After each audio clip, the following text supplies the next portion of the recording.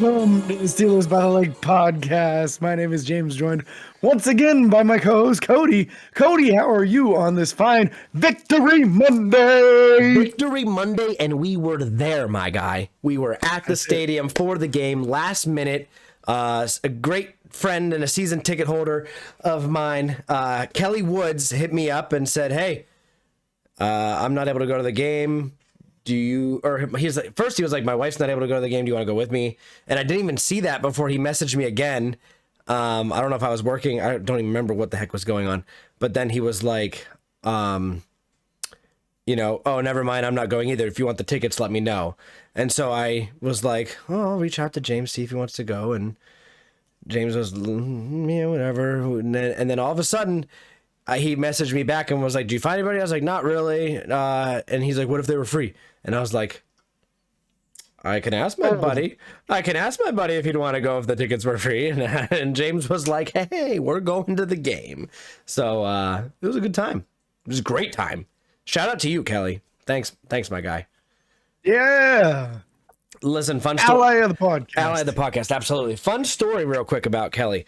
The first time he messaged me and we were talking or whatever about the game, I was like, "Thank you," because he'd always post pictures of him and his wife and everything, and I was like, "Thank you so much, and I hope you and your husband have a good time."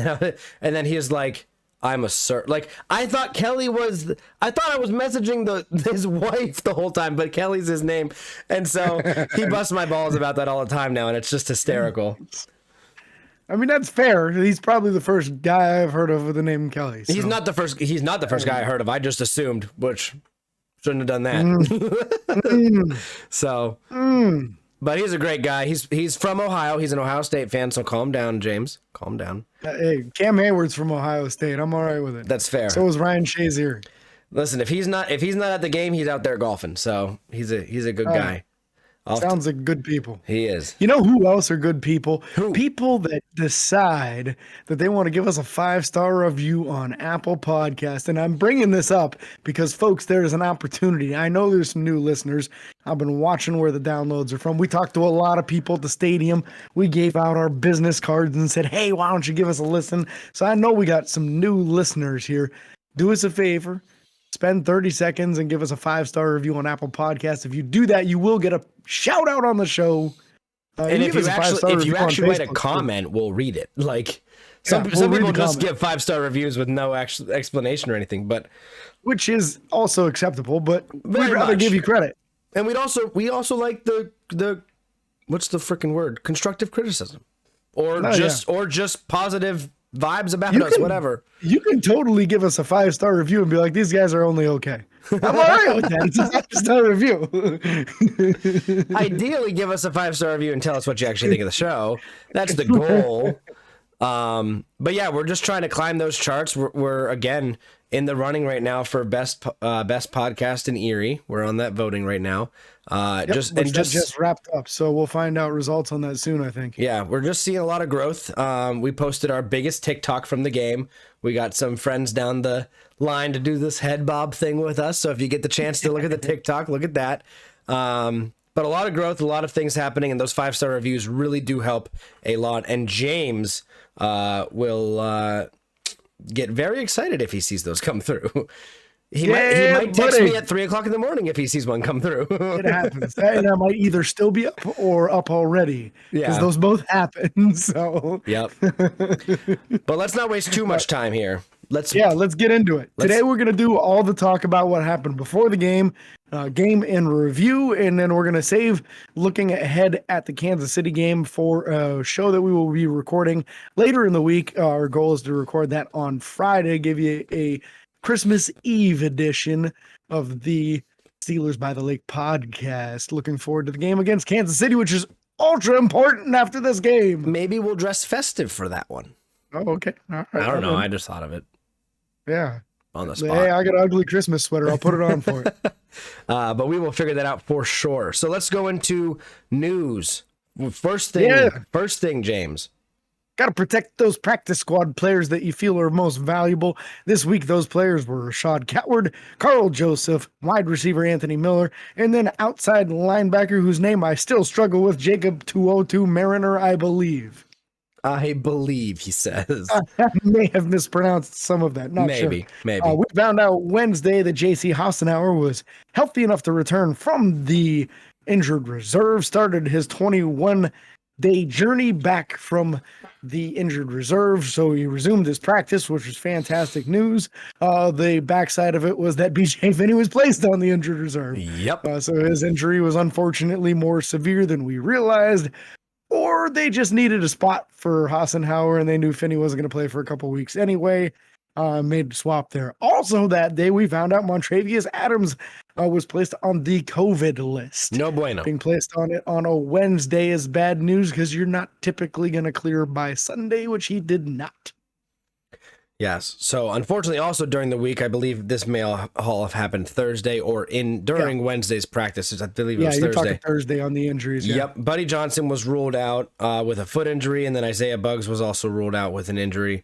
And then the inactives for the game, obviously those two were out, as well as Dwayne Haskins, Kevin Rader, and Anthony McFarland. With all that happening, you did also see Rashard Coward elevated for Sunday's game. You got to have those offensive linemen ready because they can go down real quick. And they have been. Yeah, not to mention, too, the key there is that if you dress 8 offensive linemen for the game, then you can get away with 2 extra active players on the roster for Sunday. So Pittsburgh will do everything they can to make sure they have 8 guys dressing, even if they got to sign an offensive lineman off the street and promote them just to get somebody out there in a jersey. Heck yeah. They'll do it to make sure they got 2 extra players. Ironically, in this game, probably the most substantial thing of all that ended up being Kevin Rader being on the inactive list. Yeah. You only had 2 healthy tight ends for the game. We'll get to why that's important. If you watch the game, you already know why that's important. So let's get to it, man. Kind of a slow start for Pittsburgh once again. The first opportunity to score some points was a field goal that they did not get, which was just, again, 57 yards, right? Let's clarify, because I didn't like how you said that. That was not the first opportunity to get points. Pittsburgh had the ball multiple times and didn't do anything with it. Very upsetting to see. That's the whole problem that we've had with the Steelers offense and the Steelers team in general, is the fact that we can't start a game strong. 3 points total in the first half, and you had technically 6 points total opportunity-wise. But again, if you have the ball, it's an opportunity to put points on the board. They got to start doing more with the ball at the beginning of the games, because you were down 10-0 at the end of the first. Just sad. First half, right? Yeah. No, 10-0 at the end of the first quarter. It was 13-3 at the end of the half. We just missed that. Boswell missed his second field goal attempt. He made the first one. Gotcha. Yeah. So we saw the late first half drive opportunity there, which you saw some nice passing plays. They took advantage of the fact that the defense was in some prevent, hit Freiermuth over the middle a couple of times to move it down the field, and they hit a nice corner route to James Washington to get him into field goal range. Yeah. Unfortunately, didn't have enough time left on the clock to get closer, which they would have had they used a timeout earlier in the previous series, which you and I discussed with some fans we were hanging out with in the stands there. Our frustration when it was getting to about a minute and they weren't calling the timeout. Yep. We knew that they weren't going to be using it on the other end, and kind of thought, hey, if you're going to call a timeout here at all, you need to do it now and save yourself some clock. And Pittsburgh chose not to do it at that time. And Mike Tomlin in his press conference even was asked about that, and he said he was more concerned with stopping the opposing team from scoring than making sure they had enough time to score. And that makes me annoyed, because to me that doesn't make sense as a coach at all. Yeah. You can still be focused on stopping the team from scoring whilst calling a timeout, like whilst controlling the clock. Was a little annoyed with that response on his part. I wonder if that's something where he normally lets Keith Butler call the defense, and when he gets into crunch situations like that, he kind of takes over on the play calling, and then because of it forgets to take timeouts like that, because he doesn't trust his coordinator to call the right plays, which it could have some merit to it if that is the situation. Could have merit to that on both sides of the ball. Yeah, throwing that out there. Yeah, the coordinators may not be. That's fair, but you're still the head coach. You still got to watch the clock. It doesn't make sense to me why we didn't call timeouts sooner. We would have had with those 3 plays that we ran, we would have more than enough time to get in field goal range.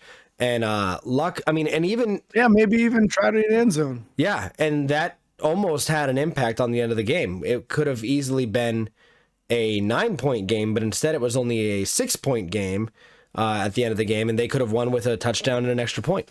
Luckily, that didn't happen, but spoiler alert, if you didn't watch the game and were waiting to listen to us talk about it. But that's how it was.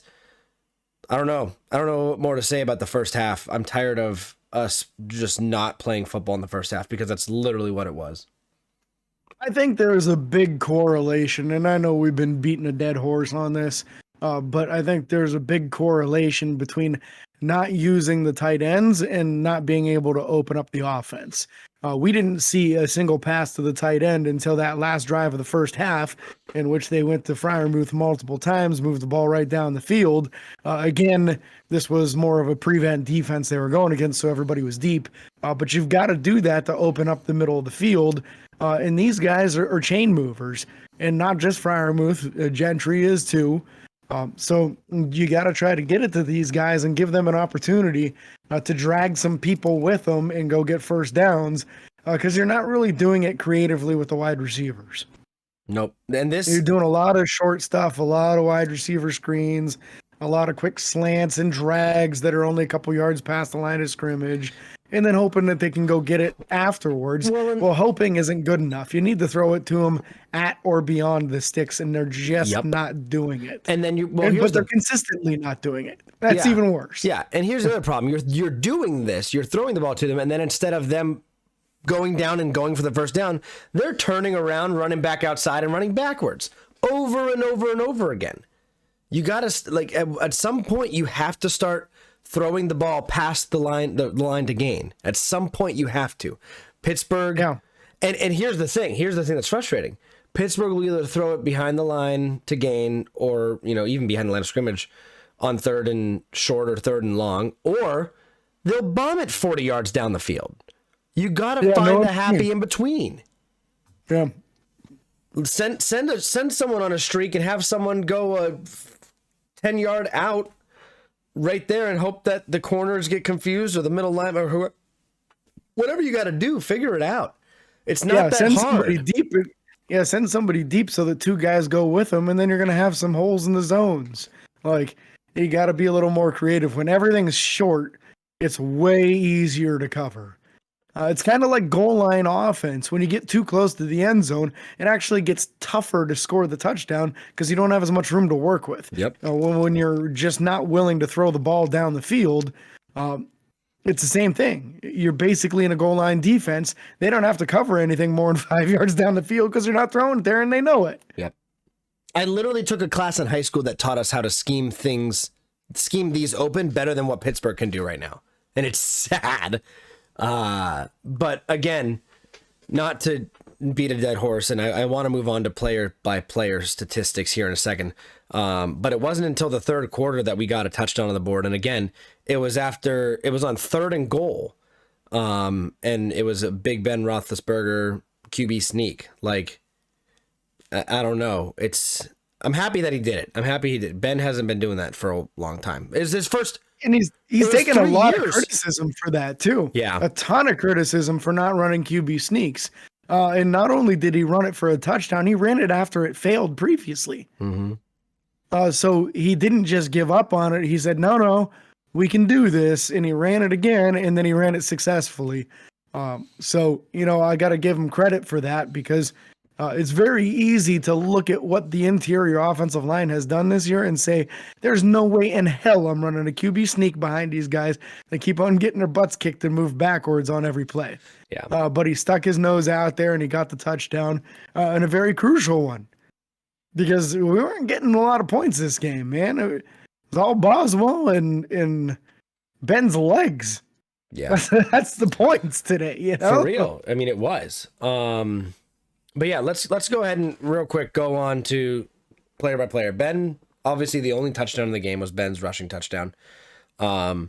Ben completion rating wasn't bad, 16 out of 25, not horrible. But only 148 passing yards, didn't even break 150. The benefit was no interceptions, but unfortunately also no touchdowns there as well. Yeah. He did, however, get the milestone of becoming the number 5 passing yardage quarterback in all-time history. So Yep. if you watched the game, if you did get the chance to attend the game like we did, you watched history. So We watched grateful of that. We watched history twice that game, but we're not going to talk about it right now. We'll get there. No, we'll talk about that. Yeah, we're going to talk about that. Yeah. James Harrison had something to say about that. James Harrison did have something to say about that. And then also, I don't know. I don't have much more to say about Ben. Ben played well, I thought. I don't get me wrong. I don't think Ben played bad, poorly. No. It's just he didn't have time. He had more time than normal, actually, shockingly. But the plays that they called weren't good plays. Period. Well, and I think the interior offensive line really kind of betrayed him a lot in this game. There's a lot of pressure coming from inside on the guards in the center. And it's very difficult to throw into a pass, and it's difficult to have enough time for those deeper passes to develop. Because if you're going to throw it 10 yards plus down the field, you can't just hit your back foot and then immediately throw the ball. You need to wait a second. You need to look off the safety. There's a lot that goes involved with that, getting through your reads and finding people that are open, and it requires having time. But if your interior offensive line's getting their butt kicked or just completely missing people, we'll get into the offensive linemen, but a couple of those guys I felt had a very below average game. That's not good enough. And that's why you struggled running the ball.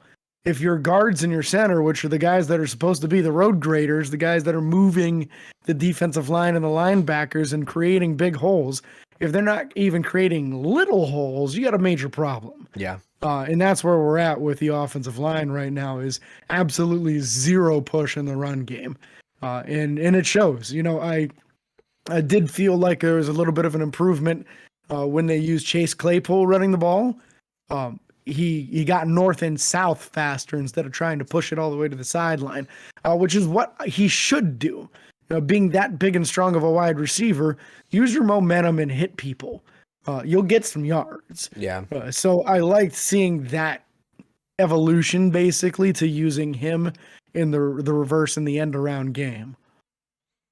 Yeah. Definitely seeing better play, at least there, out of him. Chase Claypool did have a couple drops this game that were just very bad. He got benched multiple times in this game. He deserved it. Yeah, and here's the weird statistic. Stat-wise, he has 0 receptions for 12 yards. That's what they put on his stat line. I don't know how it makes sense, or what could have happened for that, but they put down 0 receptions for 12 yards on 2 targets. Yeah, that doesn't compute, man. No, it doesn't make sense in my brain either, but I'm happy that we're on the same page with it.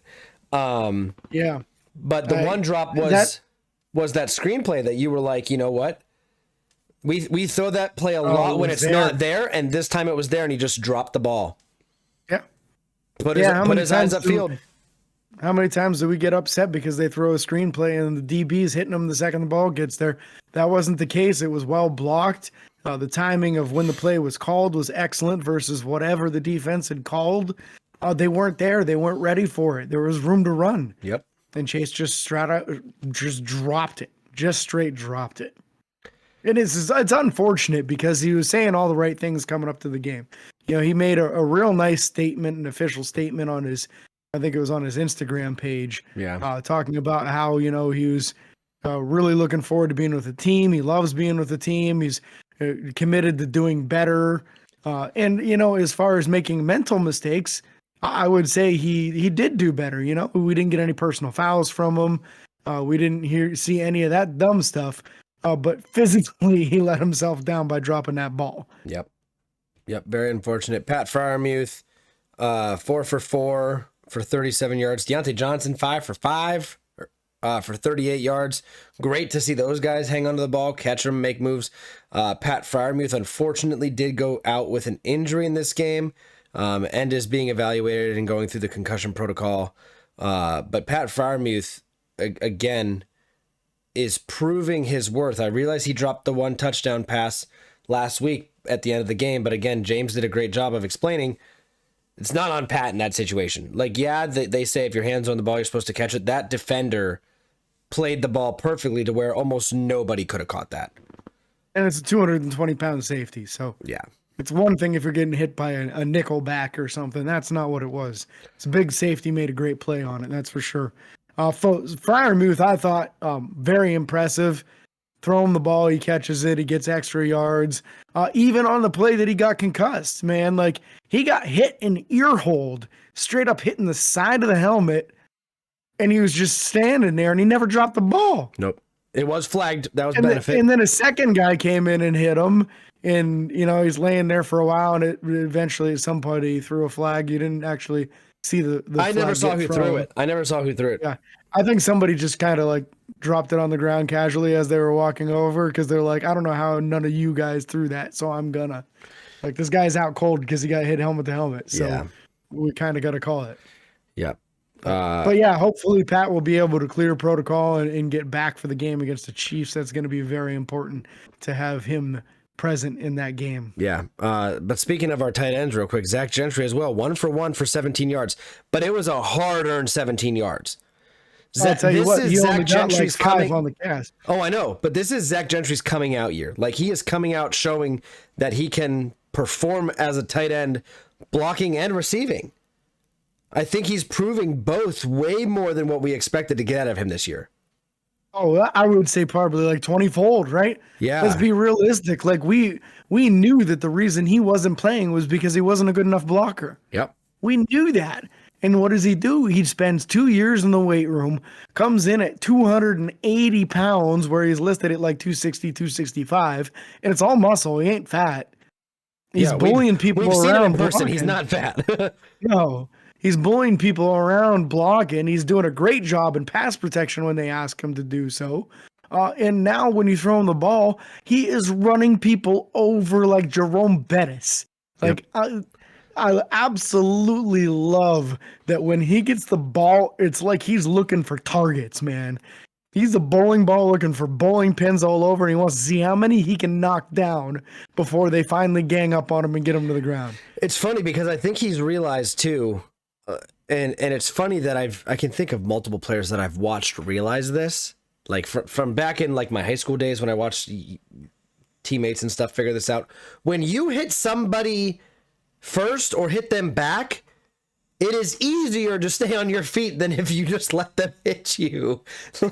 Like, yeah, sure is. Oh, I don't even know how to explain that. But like the bowling ball thing that they talk about is mostly because when you put force into somebody, and if it is received equally, you'll stay up. Yeah. Or if you put more into it, you're going to knock them over, maybe knock yourself over the process, but you're probably still going to go forward, you know? Yeah, and I think you're absolutely right. He's getting this realization of I'm not an ex-quarterback anymore, and I'm not a regular tight end either. I'm a big tight end. 6'8". When he uses that size, that momentum, and that now newly acquired within the last couple years strength, this additional strength, my Lord, like he is going to move people. I just personally want to see them start using him in the red zone. Like when you get in close to the goal line, start throwing some fades to the 6'8" tight end. That's the guy that should be getting the fade opportunities in the corner of the end zone. Or just throw it in the back of the end zone. Tell him to run straight and just throw it to the back of the end zone and throw it nice and high. Either he's going to catch it or it's going to be incomplete. Yeah. Because the DBs aren't going to be able to get up there as high as he can being that tall. Yeah. So I like it, man. I'm optimistic about the future with Zach Gentry. One of our fans that we were cheering with during the game, right before this play, we mentioned, hey, Zach Gentry's in there.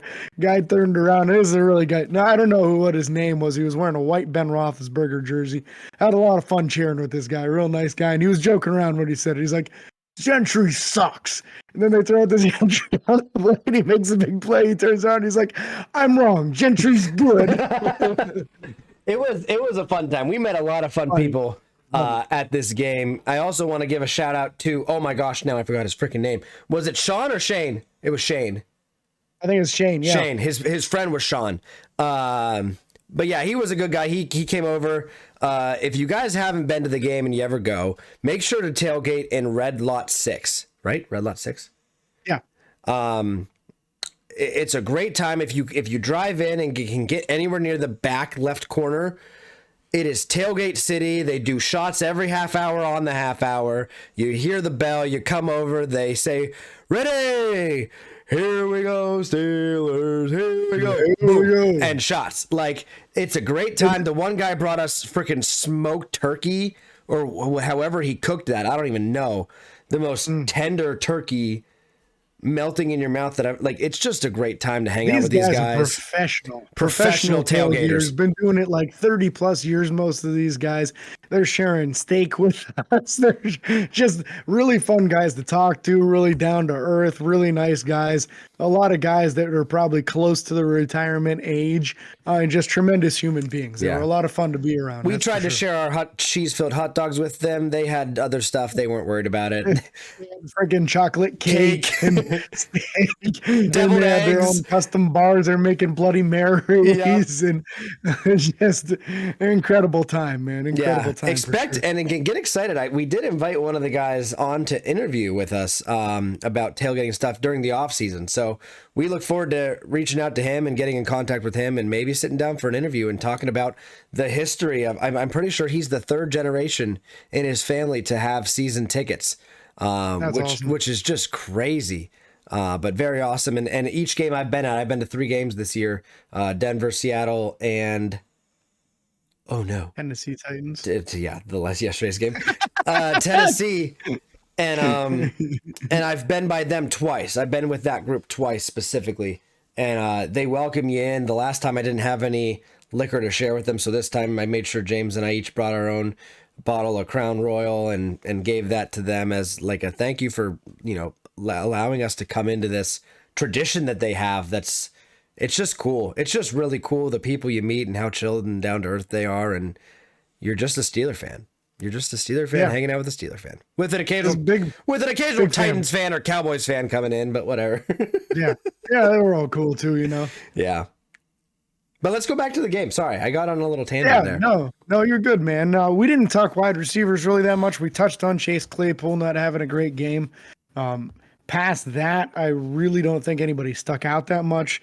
I know you said Deontay had the most catches. Past that, we had Ray with 1 catch, James Washington with 3. They used him a little bit. The corner route was a really nice thrown ball. It was a great thrown ball. Got them into scoring position. So, again, like we've talked about it, we think James Washington can have a lot of potential within this offense. But you got to use him correctly. I think you can use him to stretch the middle of the field, kind of like you do with tight ends, because of how strong he is and how good he is at the contested catch situations. That doesn't mean throw to him when he's quadruple covered in the end zone, Ben. That's 100% true. Because that happened. Never a good idea. Yeah, that did happen. Absolutely, that happened. It did not end well. At least it wasn't a pick. Correct. So there's that. But yeah, we didn't see those like fade opportunities, the Claypool, the Freiermuth, the Gentry, any of the tall guys. Well, we saw the opportunities and they just never did that. There were multiple times where we said, hey, look, Gentry's on the outside, like inside the 10-yard line, or Claypool was inside or outside one-on-one within, 15 yards or whatever. Those are the opportunities you have. You got to go for them. If you're going to chuck it up one-on-one to Claypool when he's down the field. Yeah, you better do it in the red zone too. That's how I feel. I'm with you. Let's talk about this offensive line. I felt like, once again, the tackles had better game than the interior guys did. Core 4, I would say, probably the best looking of all of them again. I do think Dan Moore is developing a little bit as the season's going along. I'm not seeing as many times where I see him get beat play after play after play. I think it's just happening a few times throughout the course of a game now, so maybe there is some development going on with him. Yeah. The interior struggled mightily. They didn't get any push at all in this game. Trey Turner over and over got beat. It was ugly. Yeah, that was the Bud Dupree sack. Yeah. It was a play action, I think, and he was supposed to pull and block the outside linebacker, and he just Yeah, he whiffed. was He didn't just even get with there. him. Yeah, it's as much as I felt like Trey Turner was playing pretty well at the beginning of the year, it seems like it's just completely falling apart for him the last couple of games. It's not getting any better for Kendrick Green either.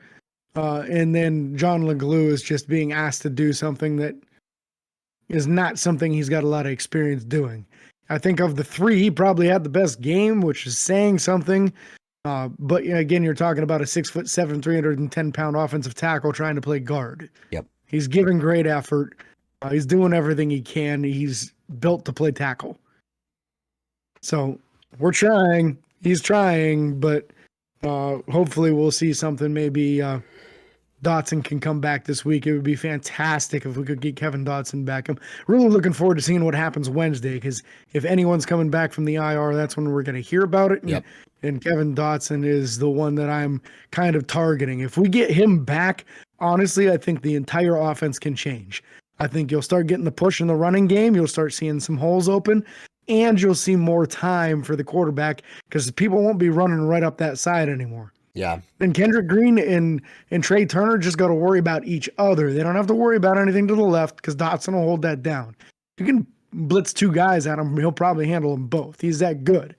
But it just takes one more question mark out. So I'm really hoping that high ankle sprain is healing up for Dotson and he'll be able to come back. Absolutely. Moving on to the defensive side of the ball. We can, I don't know. Where do you want to start? You tell me where you want to start. You don't have to start with a position group. We can just start with people that we thought had great games and then go through it. I mean, let's start with the three forced fumbles. Arthur Mollett, Cam Sutton, and Derek Tuska. Let's go, Derek. 3 forced fumbles, and all his were first recovered. professional sack. His first professional sack. But all were recovered. We forced Tremendous. 3 turnovers on fumbles, and we also had the pick, but we'll get to that. Minka Fitzpatrick recovered one of the fumbles. TJ Watt recovered another one, and Joe Hayden recovered the third. And I don't know if it was necessarily in that order. But that's how you win games, people. Let me clarify. The offense should do more with the ball once we get it for them on defense. But that's how you win games. You force turnovers, you force mistakes, and you take advantage. At least we got a couple field goals out of those. Yeah, I'm with you. The defense did their job on keeping the game close and keeping the offense in the game by creating tons of turnovers in the game. They got to the quarterback and sacked him 4 times, which we were calling for that. We said we needed some pressure on Tannehill. It happened, and when it happened, mistakes started happening. Yep. So fantastic to see from that.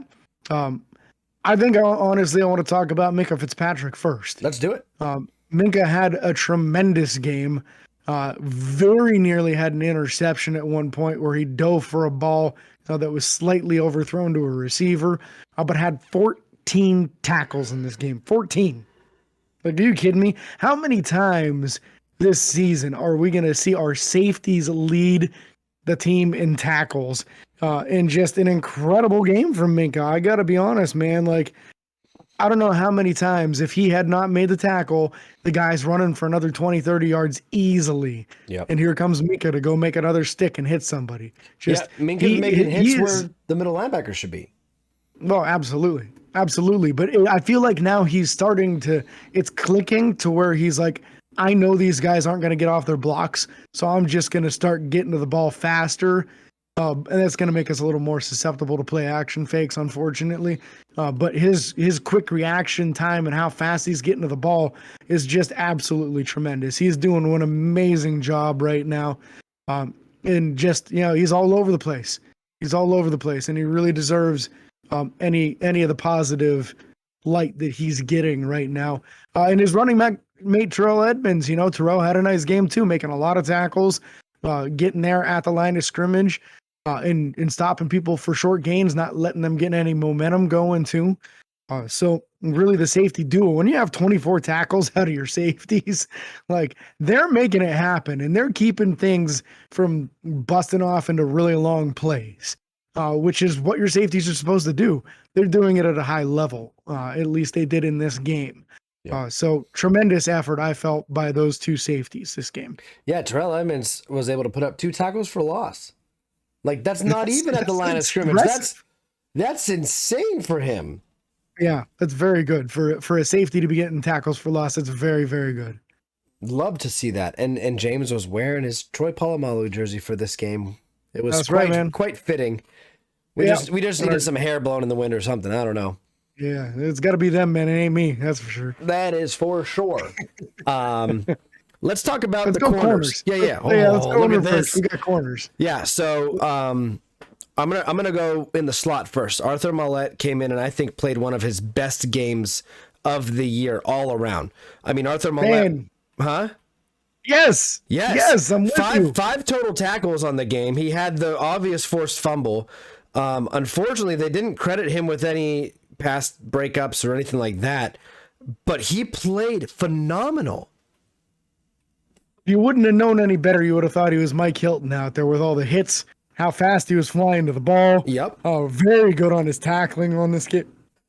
Thought it was a very nice game out of Arthur Mollett.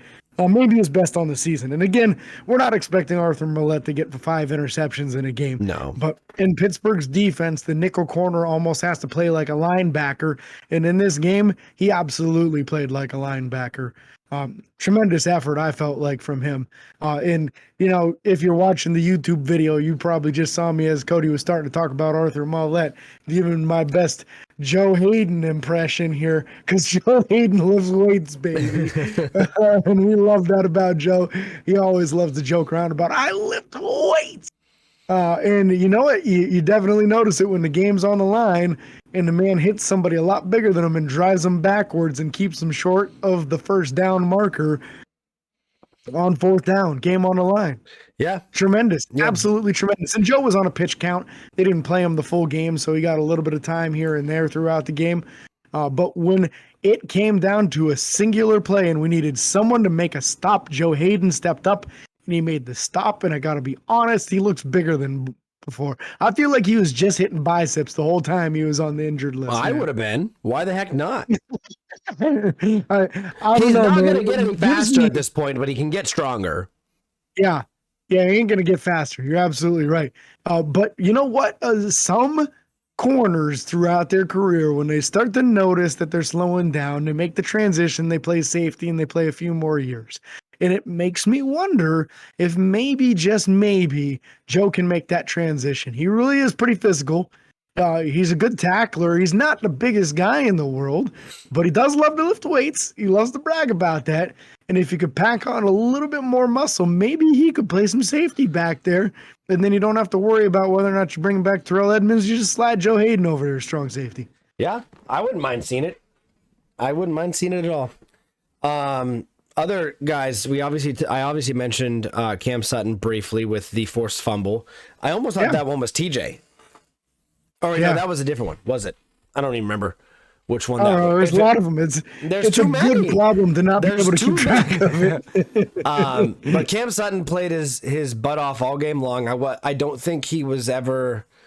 I didn't see him getting burned. I saw Joe Hayden got burned once, and then the player luckily dropped the ball. But Cam Sutton played a good game, at least a good enough game that we didn't notice him in a bad way. Yeah, it's a nice bounce back game, right? No, we don't need him to get 10 interceptions in a game. We just ask that you don't get burned a bunch. And that's exactly what he did. He was a solid contributor. I felt the same way about Akilla Witherspoon. Yep. When Joe Hayden wasn't starting out there, it was Witherspoon. Witherspoon did a nice job. He's playing more physical than he did previously in other teams. And really not sticking out in a negative manner in coverage. Yep. Not going to see him get too many 2 interception games. Let's be realistic about this. But he's got to look the part.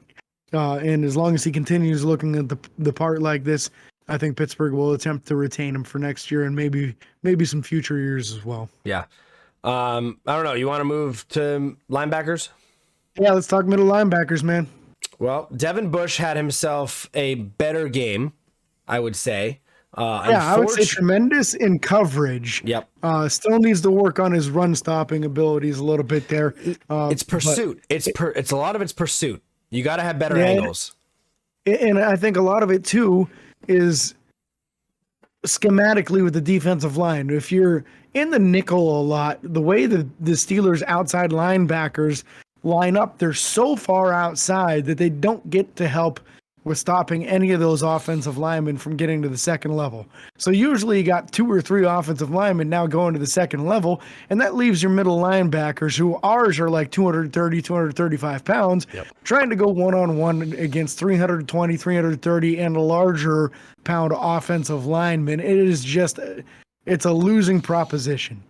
So we got to try to condense these guys in a little bit more to make it more difficult for them to get to our linebackers.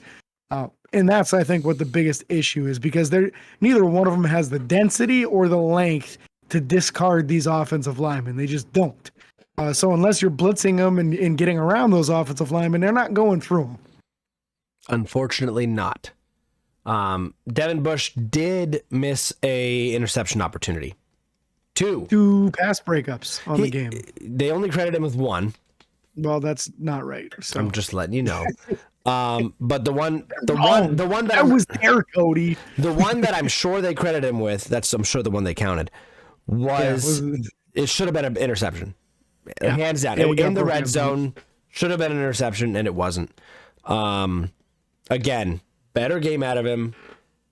The next transition step, the next part of this is get to the point where you're making those plays.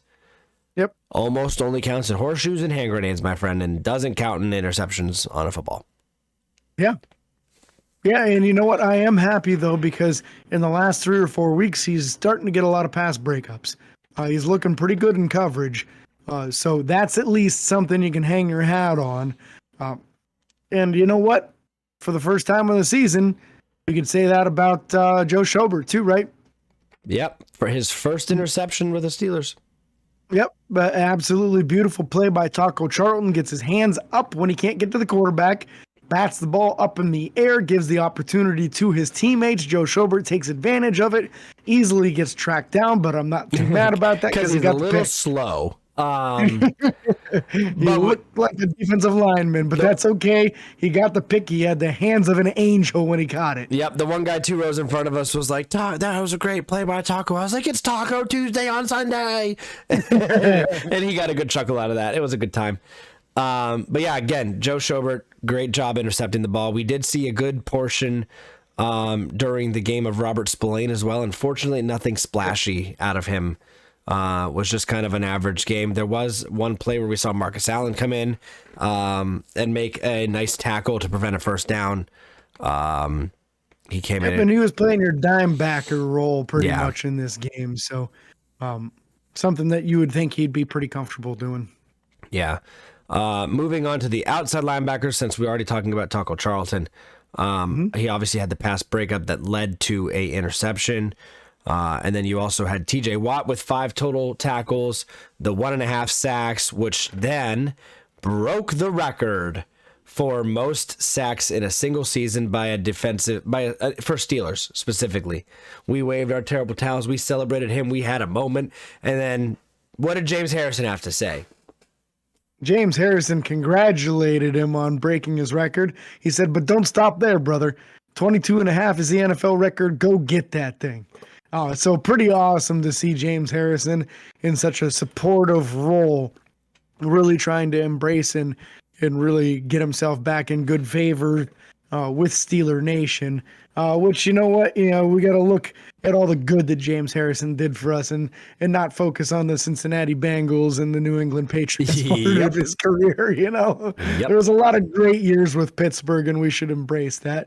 And it's fantastic to see him automatically embracing the guy that basically took his job and ended his career in Pittsburgh and saying, hell yeah, man, go do your thing. Yes, sir. So pretty awesome in my book. On the other side of the ball, Alex Highsmith. Derek Tuszka, technically, you're not wrong. I mean, he was on both sides of the ball. Yeah, he was. As far as right. On all the sides. He was. Tuszka had his first sack. Woo-hoo. We celebrated that. We got excited. But Tuszka played a good game overall. I mean, yeah, I was proud of him being able to come in and apply still apply pressure. We've talked about that all the time. You have to get someone other than TJ Watt and Cam Hayward to provide pressure. And we got that today, or yesterday, excuse me, out of other people on the defensive line too. We'll get to that in a little bit. But Tuzka getting that sack really was important for the defense, or excuse me, the offense, knowing, hey, just because this guy's on the field doesn't mean you can take a play off. Yeah. That's great. We need that for sure. Yeah. Yeah. You need them to be a little bit, I don't want to say fearful, but at least they got to respect the fact that these guys can get after the quarterback too. And it does definitely get a little more clout for both him and Taco, both being parts of forcing a turnover in this game. Yeah.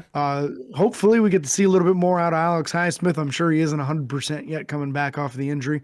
So hopefully he's a little bit healthier going into the next game, because I really do want to see him finish strong. I want to see him show to us that he is the real deal. He is the answer out there at that outside linebacker position, because Pittsburgh fans are used to getting more than 3 sacks out of a starting outside linebacker on a season. Yeah, he's got absolutely 3 games left to improve on that. I think, honestly, if he gets to 5.5 or 6 sacks, you can still say it's a pretty decent campaign. I was hoping for 7 out of him this year. You had your mark closer to 10, hoping he'd get up to there. It's looking right now that we should be pretty happy if he gets to 5, but I really still want to see him get to 6. I want to see that go on a tear, get a couple in a game, or get 1 per game the rest of the way to get some momentum going into next year. It could happen. Yeah, absolutely. I mean, look at what we got with Chris Wormley right now. Let's transition defensive lineman. Chris Wormley, first defensive play of the entire game, smokes the left guard, goes straight in and gets a sack before they even know what's going on. Beautiful. Absolutely. Swam right under him. What's he got? 6.5 on the year now? I mean, come on. This dude, I don't think ever had a season where he had more than 3 or 4. No, he did. I believe you're correct. And actually looking at his career stats, obviously he's played with Baltimore and Pittsburgh. Yeah. The most sacks he's had in a year was 6, and it was this year with us. Other than that, 1.5. 1.5. Come on, really? We love it. Like, there it is. I mean, and at the beginning of the year, I was very critical of Chris Wormley, and I don't think that he's the kind of guy that typically is going to beat with swim moves and arm over moves and whatever. A lot of his sacks this year have been just from collapsing the pocket on the interior. But I feel really good about him being our top backup defensive end, man. I really do. If Tuitt is able to come back next year 100% healthy and with his mind right and everything, having Chris Wormley and Isaiah Loudermilk being the next 2 guys off the bench makes me feel pretty good, man, because Loudermilk's starting to really look the part too.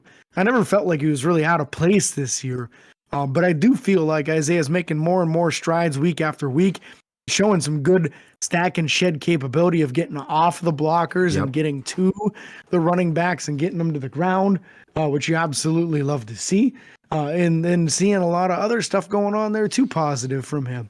So I personally am very optimistic about it. Yeah, absolutely. And then also, you obviously talked about Bugs. Thank you, babe. I think Isaiah Loudermilk, I want to transition back to him. Yeah, let's talk about him. Isaiah Loudermilk, I think, came in. He only had 4 tackles, nothing crazy.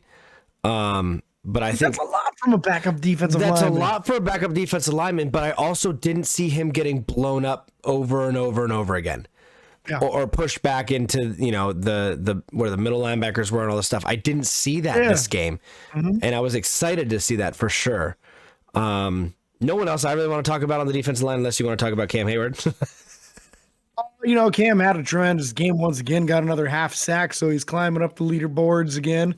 And I did feel like it's worth mentioning we saw a decent amount of Carlos Davis for the first time since week 1. Correct. And he flowed down the line of scrimmage well. You didn't see him collapsing the line, but you did see him flowing to the ball carrier well. Guy's got great mobility for a 300-pounder. So nice to see another fully healthy body out there. Hopefully we can get some of his teammates back. Maybe if Montravius Adams comes back this week, we can start to see some of the best options that we've got at defensive line, minus obviously Alu and Tuitt. Yeah, absolutely. Moving on to special teams now. Yeah. Freaking Boz for president. I don't care that care that he missed the one at the end of the half. That was I put that blame. Don't get me wrong. You got to try and make that kick, and he got close, especially in the cold wind or the cold air. But if Tomlin handles that situation better, that field goal's made because you're a lot closer. They would have gotten a lot closer. You'll get closer. And to give a reference point, this was a 57-yard attempted kick, and it was about 30 degrees out, which the ball doesn't travel anywhere near as far when it's colder like that. His kickoffs weren't going to the back of the end zone like normal. They were getting just barely into the end zone.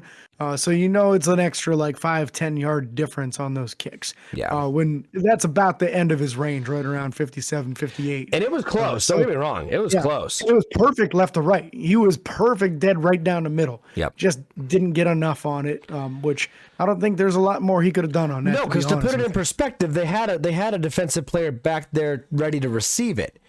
He kicked it far enough that he couldn't receive it, just not enough to get it over the freaking crossbar. Yeah, which shows you he was pretty dang close. Yeah. But again, Boswell, 4 for 5 on field goals, 1 for 1 on extra points. 48 was his long on the game, and I believe that was towards the closed end, not the open end, which also made a little bit of a difference. Presley Harvin. Very up and down game again. Seems like that's going on a lot with him this year. I did see a fan post in one of the fan pages today that he found out within the last week or two that his father's terminally ill. So you got to feel bad for the guy and what he's probably going through mentally. It's going to be real tough to focus on it. You got to at least well wishes to him.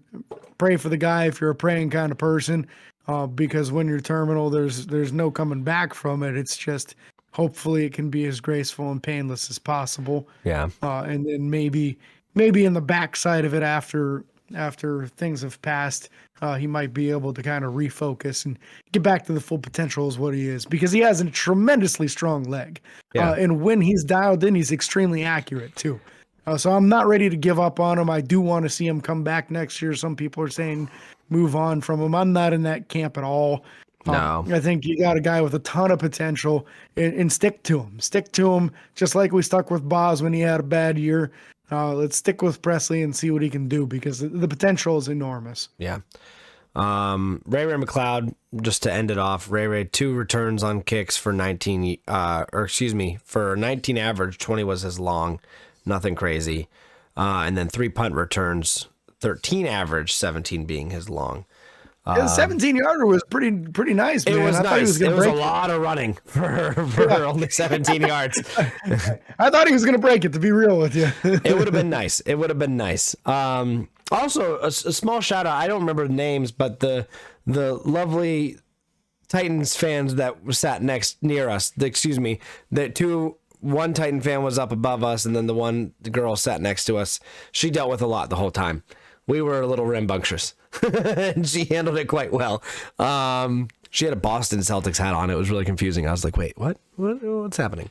But she was a good sport. The guy was a good sport as well. They handled the loss with grace, and we weren't jerks about it either, to be fair. But it was a good time. Overall, it was a great game. I don't have anything else to say necessarily about player specific, unless you have someone you want to talk about. No, I feel like that covers everybody that we need to cover. Hopefully we have good luck for you. Some good news at the end of the week as far as the injuries, with Chris Wormley experiencing that groin injury. He was unable to return to the game. Freiermuth, as we said, with a concussion. He's in protocol, so he needs to clear that to be able to play against the Chiefs. But we're coming back to you on Friday this week, folks. We're going to give you an update on what's going on as far as the injuries, who's been practicing throughout the week. Give you some insight as to what's going well for the Chiefs and how we can stop them. Give you our keys to success, and tell you a little bit about what's going on here. Absolutely. So again, thank you guys so much for listening. Be sure to like and follow on Facebook, Twitter, Instagram, TikTok, and YouTube at Steelers by the Lake. Give us those 5-star reviews for James. And until next time, this is your host, James and Cody, signing off. Peace.